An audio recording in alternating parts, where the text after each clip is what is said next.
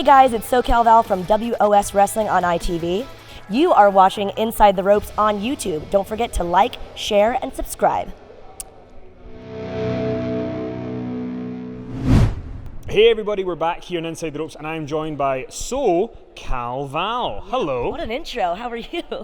TNA also doesn't get they don't get, like, obviously the women's evolution in WWE is a big thing right now. You know, it's kind of like championing women. I've heard as well. They did. They did. So it's funny that I was able to unearth some previous footage before they created it of Awesome Kong and Gail Kim and the beautiful people. You went to the archives? And do you think TNA? I mean, there's a lot of stuff that you can say of TNA. You can give them crap for stuff that, you know, is deserved. Yeah. But that kind of Awesome Kong, Gail Kim, beautiful people stuff, it's kind of like it's underappreciated. Do you think that really deserves to be talked about more in terms of women in wrestling? I think it does, and I'm joking with you because it's funny about, you know, that they kind of make it this. Globally as a brand, of course, they're going to kind of say that they began this women's evolution thing. But, and I'm not really offended by it. First of all, I'm not a woman wrestler, but, you know, Gail's a good friend of mine. We talk about it a lot, and I'm just like, you know, it just infuriates me a little bit that, you know, that they take some credit where they shouldn't in a way. Let's just focus on the fact that women's wrestling is evolving. Let's not try to be the person that's, well, I did it first. That's completely counterproductive. It doesn't progress anyone anywhere at all. So, but yeah, I mean, if you look at those matches, Awesome Kong, Gail Kim, Taryn Terrell was a great one. Somebody brought up Roxy Laveau the other day. There's so many great ones. Taylor Wilde, who has the cutest baby in the world, by the way, that I stalk on Facebook because I'm weird. I have baby fever. That's that for another interview. We should talk about that later. Yeah. I don't mean with you. I have like a husband, but I just mean I like babies now. Over there, so yeah. that's Sup, baby? You and I tonight? This is like he's great pretending to be sick, by the way, right now. He's sweet. He doesn't mean it, I don't think. Anyway, how do we get on to babies? Anyway, I'm proud of the girls in TNA, and I do think there's something to be said for the fact that they were doing it for a lot longer than WWE. Weirdest wrestling moment that you witnessed? Oh, ever? Weirdest? Oh gosh. I don't know. Tony Atlas asked me to take my shoes off once, and I did it, but I'm not doing it again. You know? I'm not doing that again. Okay, I'll do it again. Feet are cool, man. This is at a convention in front of a lot of people. I thought it was hilarious, but I think he asked you for a different reason. I mean, why? You know why? You know he's got a foot thing. Don't make this a weird thing. He just appreciates pedicures. Now, see, in your mind, it's something weird. That's all you. It's all right. you. Oh, it's all me, completely do you know me. Wiki feet? Just talking with someone. Do you know? Of course he knows. Hogan and Bischoff came into TNA, and you know, and you were saying obviously they were professional, and you got on with them and all that kind of stuff. But I guess there is a kind of in time period, there was a lot of guys in TNA who before Hogan and Bischoff came in seemed to have more success, like an AJ or whatever. Sure. That when Hogan and Bischoff went in, it seemed to, you know, fluctuate. Yeah. When Hogan and Bischoff left, do you think that TNA was better off for them having been there, or do you think that the things that happened while they were there were more about Dixie and other stuff than because they kind of get a bit of a bad rap about their time there? Oh no, it was Dixie. Yeah, it wasn't that. I mean, I have nothing horrible to say about Dixie Carter. I think she's always been nice to me, but I don't believe when people try to place blame. I mean, you know, we're never in the meetings to know what exactly is happening or whatever. But from what I've understood, no. I mean, I think that that it was more when she was in charge and on the show, which I found very weird and very uncool and strange. In what sense? For example, here's a fun story. So my mom came to a show one time, and she's not into wrestling at all, but she was trying to be supportive. She came to the show, and she saw Dixie backstage in like knee-high boots, and she goes, you know, she's trying to kind of like one of you knockout girls. I think she kind of wants to be like on the show, like a knockout. And I was like, no, Mom, like it's, you know, I'm always positive. So I'm like, no, you know, she's you know, all about the females, and she's empowering us, and she doesn't want to be on the show. And then like the next day she had entrance music, and I was like, oh man, like, you know, and like I'm the biggest Stephanie McMahon fan ever, and I think that the similarities there is because there aren't any, in the sense that Stephanie always does command power, and I think she always champions females in some ways. I can't say because I haven't worked for her. All I know is when I see her as the character that she is, I'll go with that since I was never actually working there officially.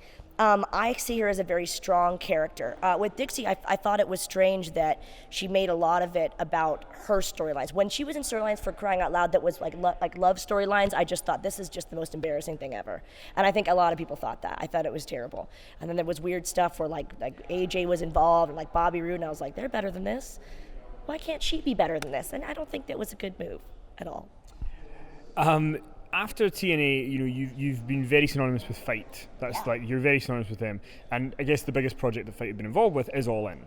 Take us to that weekend. Take us to Chicago. Tell us some stories about what was going on, because it looked like chaos, but like fun chaos the whole time. It was controlled chaos. I'm glad you used that word, because it was definitely controlled chaos. It was really professionally run and really polished. I mean, just even to what we were doing on the Fight TV production side of things, and the meetings, and how much work went into every little detail. It really went off without a hitch, and All In, for example, we're so proud of Cody and the Young Bucks. That went off without a hitch. Everyone was thrilled. I thought the show was damn near perfect. And it was the biggest thing Fight's ever done. And they also represent so many other combat sports, MMA, boxing, thumb wrestling, the big sports, and sports ball. And, but wrestling is obviously their biggest focus, I think, but that surpassed anything they've ever done. And it was just, you can look at the numbers online. It's just been the biggest thing ever. And to be involved with Fight pretty much right off the bat, right when they started, the first thing they hired me for was social media for professional bull riding, which this might shock you, but I don't watch professional bull riding. No. I know, right? I'm American. Hey, y'all. So, no, but it was something that I wasn't really well versed in, but I was like, I'd like to do social media with you guys, and it was fun. And Mike Weber, who's been, a big supporter of mine for many years, still my boss, our COO of Fight TV, he kept me involved from the get-go, and it just kept getting bigger and bigger. And the fact that Cody and the Young Bucks and Conrad, who's an amazing, amazing guy, great promoter, it was his first big convention, he did an amazing job. The fact that he gave Fight TV the reins to just make it a bigger and better show available to a global audience was such a cool move, and it really paid off. Yeah. Do you think they'll be an All In too? I hope to goodness. I said to someone earlier that I said it was the first, but I hope it's certainly not the last.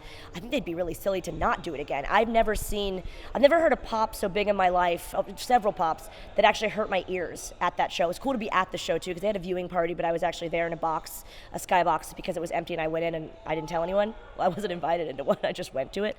It was... It's weird how you make yourself sound less cool by the time it goes out. I was in a box that I was supposed to be in. They didn't know I was in there. It was empty, and I said, "Oh, can I sit in there?" They go, "Yeah, if everyone comes, you have to leave." I said, "Okay." No one came, so I just stayed there. I should just be like, "Oh, it was a VIP experience, and it was luxury." No, I just snuck in.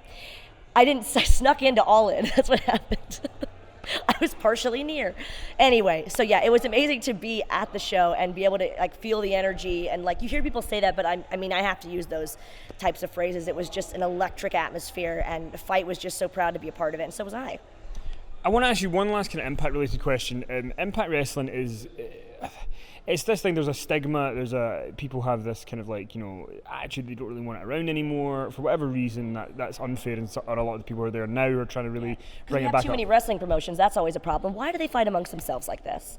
Why would you want any wrestling promotion to not be around anymore? I just hate that. Stop being negative, Nancy's. So my question, because you joke about it fairly often, right? About the Dixie Carter thing, right? Where you're like you don't hate her or dislike her. No, but. She's really nice. It's just that I think she was just in over her head a lot with But you've joked about it enough times that I'm curious, the real root of it, what was the problem? What do you think was the issue from what you saw of I can sum it up in one phrase. She wasn't a wrestling fan. That's what it was. And I think it's as simple as that. She wasn't a wrestling fan. Everyone that's in wrestling got into it because they loved wrestling. And to be in charge of so many wrestlers on this grand stage, I don't know that she ever really learned to love it truthfully. I don't know. But I think it got very egocentric towards the end, unfortunately. I felt very stifled, I'll use the word, that I kind of kept trying to do things. I had a Playboy deal that was ultimately turned down because she said no. I thought that would be a nice kind of mainstream thing to do. I was trying to do other interviews, and I wasn't trying to be ring girl, and I was told that Dixie needs you at ringside to clap. Be a cheerleader all the time. And it just got very daunting over the years. And I don't hold any resentment for it. I just kind of go, come on. And I find it offensive, too, that it was to be a female in power, but then sort of hold people back. And she would say, oh, you're doing a great job. But it's but let me progress.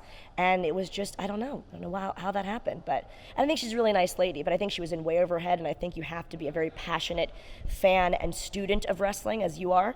And I don't think she had that, unfortunately. Some people love wrestling, and some people love wrestlers. This is true. And some people just, are not cut out for this biz, brother. You know what I mean? Last question. Is there, you're very involved with wrestling in terms of, when people think Fight, they think you, because you're the kind of the go-to for that kind of thing. It's weird because I'm a lover, not a fighter. You know what I mean? Mature. But no, I was going to ask you, is there any other element of wrestling you would like to get into, or would you kind of, because I know that you have this kind of like, real BFF relationship with Mean Gene, like as well, where it's like, do you kind of just, are you one of those people you kind of want to go, look, I'm really, really good at this, and this really fits me well, I want to be known for this? No, and that's a good question because I don't really need to be known as, because people say, oh, what's your bio, whatever, and it's like, in wrestling, I've done a lot of different things, and I think to be a jack, or in my case, Jill of all trades, you have to have a lot of skills because all the skills you're learning in wrestling are going to prepare you if and when you want to leave the business or just branch out, for crying out loud. Like, I got a lot of flack after TNA, I always say TNA, Impact. People were just like, well, what are you doing now? Well, what's going on? And I'm like, well, if I'm not doing wrestling stuff, have I just flown off the, am I just not on the planet anymore? I think it's weird that people get offended that I want to do things in fashion and TV presenting and other genres. I've been doing it since I was 16 years old. And a lot of changes have happened as well. I live in England, I'm married, I want to have kids in a couple years. Why does my husband's face look shocked? No, I'm kidding. Are you married to him? Yes. Yeah. Do you know this guy's security? You're me. Anyway, to kind of branch out, I feel like should be celebrated and not seen as this horrible, like, disloyal thing. Like, I will always, as my mom would say, who's very Southern, dance with the one that brung you. Meaning, I will be, thankful to wrestling, and I will still love wrestling. WS Wrestling has, awarded me the opportunity to be a commentator, which is a new genre for me, which I'm thrilled.